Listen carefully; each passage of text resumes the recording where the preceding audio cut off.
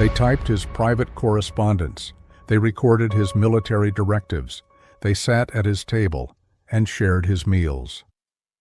4 women occupied one of the most dangerous positions in the Third Reich, not because they commanded armies or designed policy, but because they knew too much. They were Adolf Hitler's personal secretaries, and when the Führerbunker fell silent in the spring of 1945, their ordeal was only beginning. The Allied powers would spend years tracking them down, interrogating them, and determining whether proximity to absolute evil constituted complicity. These women had witnessed history's darkest chapter from a distance measured in meters, not miles. The question that would haunt them and their interrogators was deceptively simple.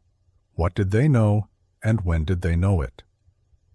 Before we go deeper into how these women became some of the most sought-after witnesses of the 20th century, make sure to subscribe for more history that actually happened. The secretaries who would come to define Hitler's inner administrative circle arrived at their posts through ordinary channels. Johanna Wolff, born in Munich in 1900, joined the National Socialist German Workers' Party in its earliest days, working first for Dietrich Eckart, then for Gregor Strasser and Rudolf Hess, before entering Hitler's personal service in 1929. She was the most senior, and Hitler affectionately called her Wolferl.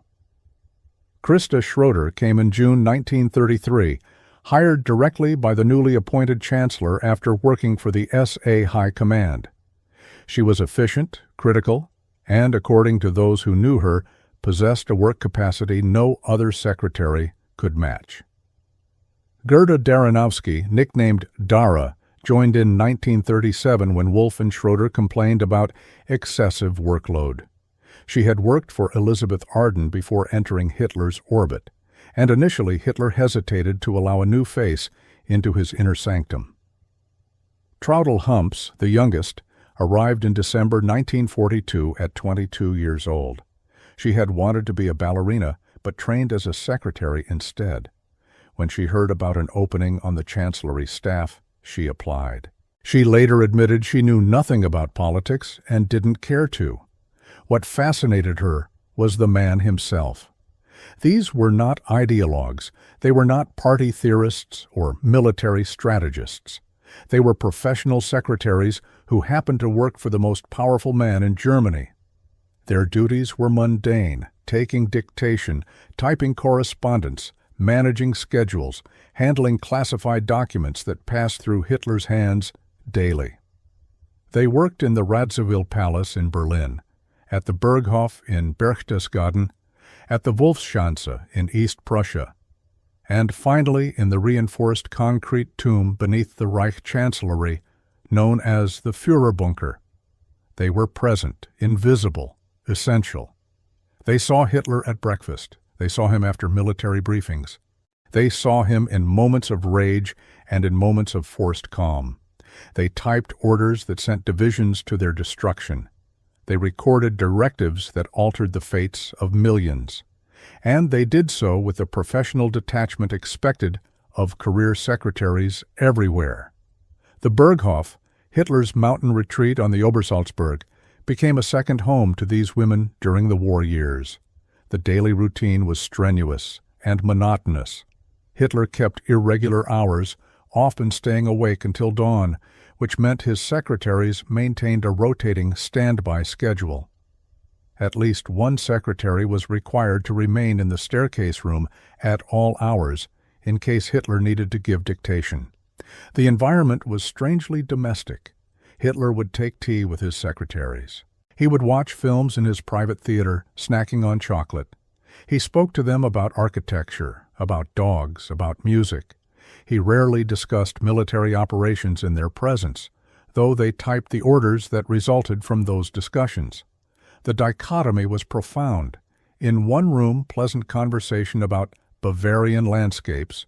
In another room, plans for total war. The secretaries inhabited both spaces, moving between them with professional efficiency, neither probing too deeply nor asking uncomfortable questions. By 1945, that carefully maintained routine was collapsing. Soviet forces were closing on Berlin from the east. American and British forces advanced from the west. The Reich that was supposed to last 1,000 years was entering its final weeks. On the 16th of January, 1945, Hitler descended into the Führerbunker beneath the Reich Chancellery, and his secretaries followed. The bunker complex was damp, dimly lit, filled with the smell of diesel generators and unwashed bodies. The air was stale. The walls sweated condensation. It was 50 feet below the streets of Berlin, and it became the last seat of Nazi power. In this subterranean world, the secretaries maintained their routines. They took dictation. They typed documents. During Hitler's final days, he ate lunch regularly with Traudl Junge and Gerda Christian. They recalled later that the meals were quiet, the conversation strained. Hitler spoke about his refusal to leave Berlin. He made clear that his body must never fall into Soviet hands. He would shoot himself, he said. He wanted to be cremated without a trace. Eva Braun, who had married Hitler in a brief ceremony on 29th of April, said she would take cyanide. Hitler gave Gerda Christian a cyanide ampule for her own use if needed. On the afternoon of 30 April 1945, Hitler and Braun said their farewells to the bunker staff. The secretaries returned to their quarters in the cellars beneath the Reich Chancellery. Later, they learned from the chief valet, Heinz Linge, that Hitler was dead. Gerda Christian walked into Hitler's study and saw a bloodstain the size of a hand on the rug next to the sofa. The dictator was gone. The regime he commanded was finished. But for the secretaries, the end of the war marked the beginning of a different kind of trial. On April 20th, Hitler had ordered several members of his staff, including Christa Schröder and Johanna Wolf, to leave Berlin by aircraft and travel to the Obersalzberg. They departed over the following 3 days on flights of the Fliegerstaffel des Führers. Traudl Junge and Gerda Christian volunteered to remain in the Führerbunker until the end. On 1st May, the day after Hitler's suicide, Junge left the bunker as part of a group led by SS General Wilhelm Mohnke. The group attempted to break through Soviet lines and escape Berlin. They moved through the ruined city under cover of darkness, navigating streets choked with rubble and patrolled by Red Army troops. Junge, Christian, and Secretary Elsa Kruger made it to the River Elbe, but Junge was unable to reach the Western Allied lines. She returned to Berlin about a month later, hoping to catch a train west once rail service resumed. She lived under the alias Gerda Alt.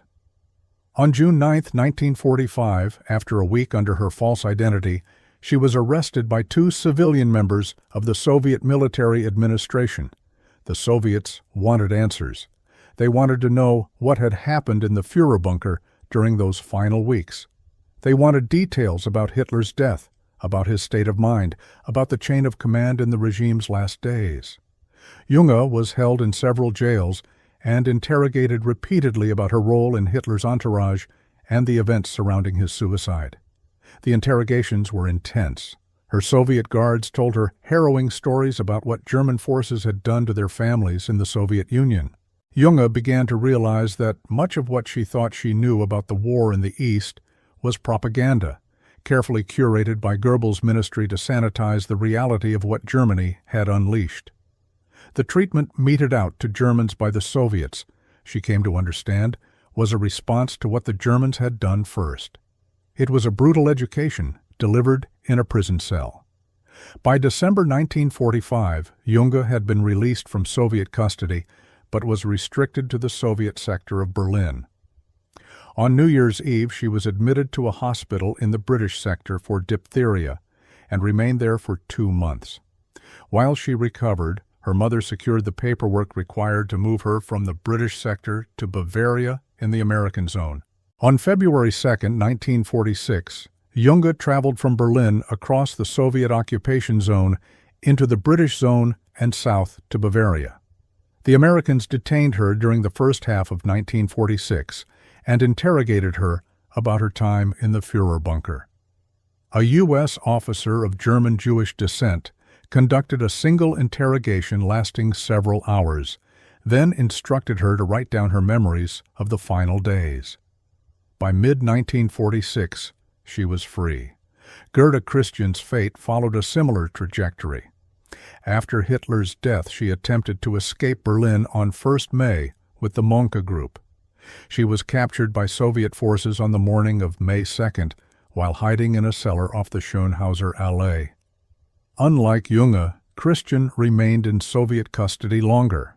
She was not recaptured by American forces until March 1946. She divorced her husband, Luftwaffe officer Eckhard Christian, that same year because he had not remained with her in the Führerbunker until Hitler's death.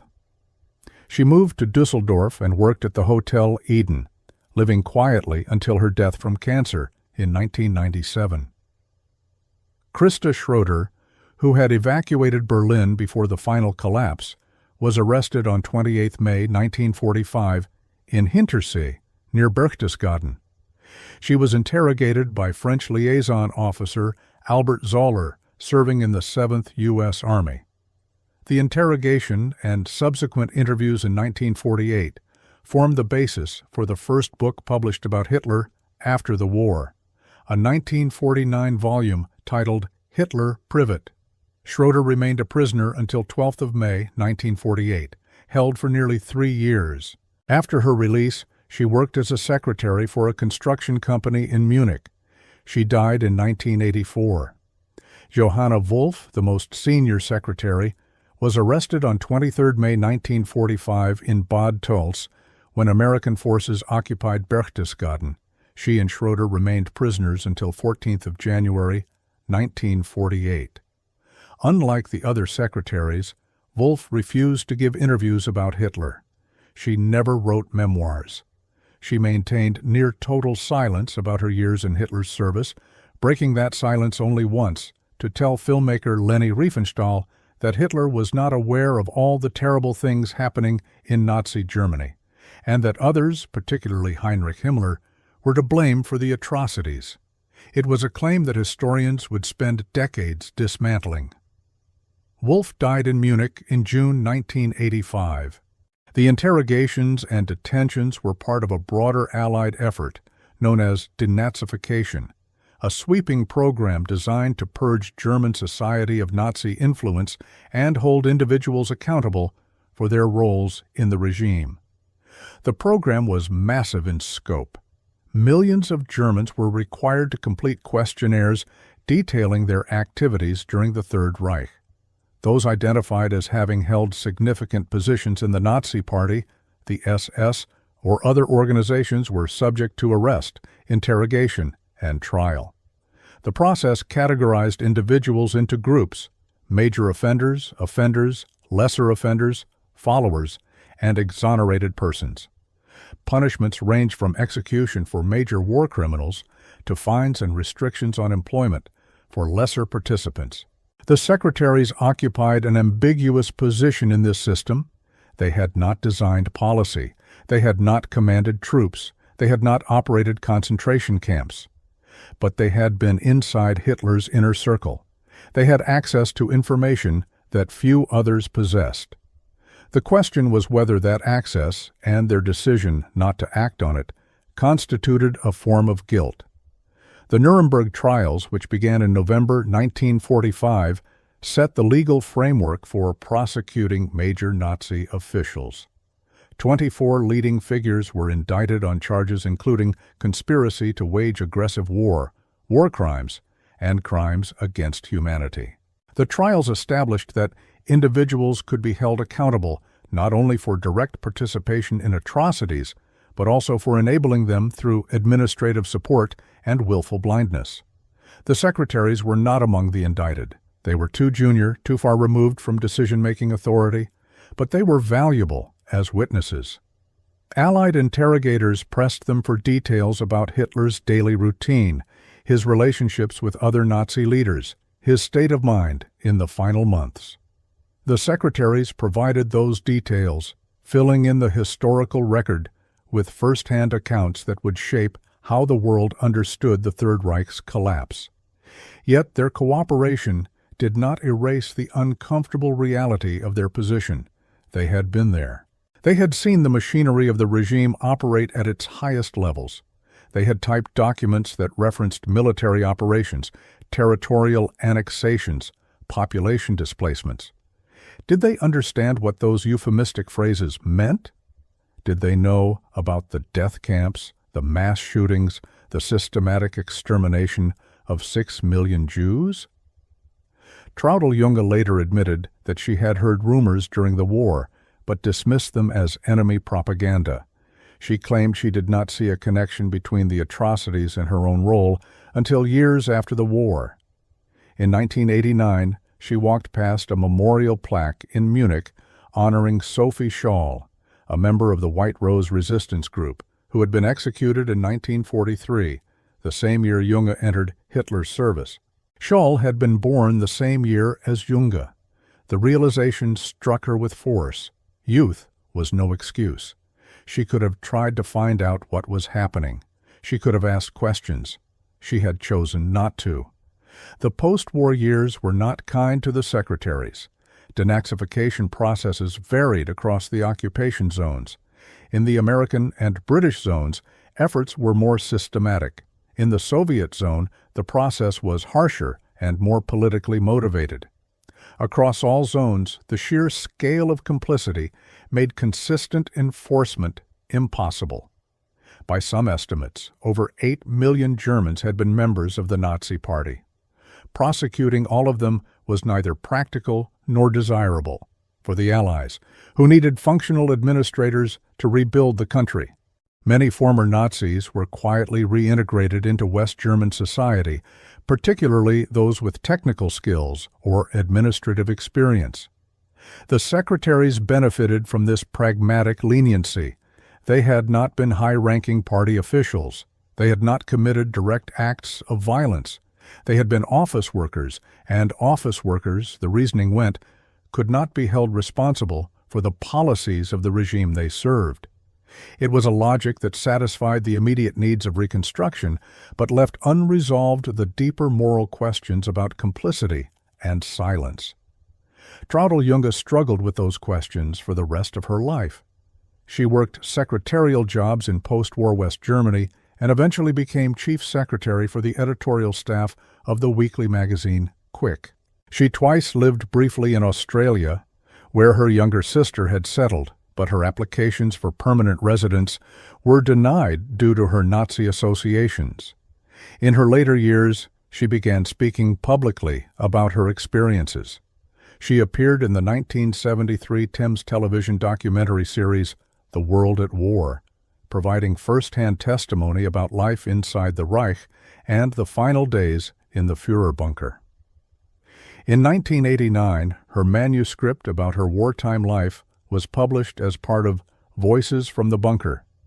She was interviewed for the 2002 documentary Blind Spot: Hitler's Secretary, in which she reflected at length on her culpability. She said she had been fascinated by Hitler, that he had been a pleasant boss and a fatherly friend, and that she had deliberately ignored the warning voices inside her. She admitted that she had liked the greatest criminal ever to have lived, and that realization brought her immense guilt. Junge died of cancer on February 10, 2002, at the age of 81. Her story, based partly on her memoir Until the Final Hour, formed the foundation for the 2004 German film Downfall, which depicted Hitler's final days in the bunker. The film included excerpts from Junge's interviews at the beginning and end, framing the narrative with her reflections on responsibility. In those closing moments, she stated that the horrors revealed at the Nuremberg trials had shocked her, but at the time she could not see any connection between those atrocities and her own past. She had been happy not to be personally guilty and unaware of the scale. But when she saw Sophie Scholl's memorial plaque and realized Scholl had been executed the same year Junge entered Hitler's service, she understood that youth was no excuse. She could have tried to find out. She had chosen not to. The fates of Hitler's secretaries reveal a harsh truth about complicity in authoritarian regimes. Proximity to power does not require active participation in atrocities to constitute a form of guilt. The secretaries were not architects of genocide. They did not pull triggers or operate gas chambers, but they enabled the system through their silence and their refusal to question what they were part of. They typed the orders, they scheduled the meetings, they maintained the administrative infrastructure that allowed the regime to function. When the war ended, the Allies hunted them down, not because they were war criminals in the legal sense, but because they were witnesses, and their testimony was essential to understanding how a modern, educated society had descended into barbarism. The interrogations, detentions, and Nazification trials were attempts to assign responsibility in a situation where responsibility was diffuse, shared across millions of individuals who had made small choices that collectively enabled monstrous outcomes. History remembers the major figures: Hitler, Himmler, Goebbels, Göring. It remembers the generals and the camp commandants, but it often forgets the functionaries, the secretaries, the bureaucrats who kept the machinery running. The story of Hitler's secretaries is a reminder that evil does not require fanaticism from everyone. It requires only that enough people remain silent, that enough people choose comfort over inquiry, that enough people decide that their small role does not matter. The Allies understood this. That is why they hunted the secretaries. Not to punish them in the way they punished Göring or Kaltenbrunner, but to confront them with the consequences of their proximity, to force them to reckon with what they had enabled. For some, like Traudl Junge, that reckoning came late but genuinely. For others, like Johanna Wolf, it never came at all. The silence they maintained after the war mirrored the silence they kept during it, and in that continuity lies a sobering lesson about the ease with which ordinary people can become complicit in extraordinary horror. Please don't forget to like, share, and subscribe.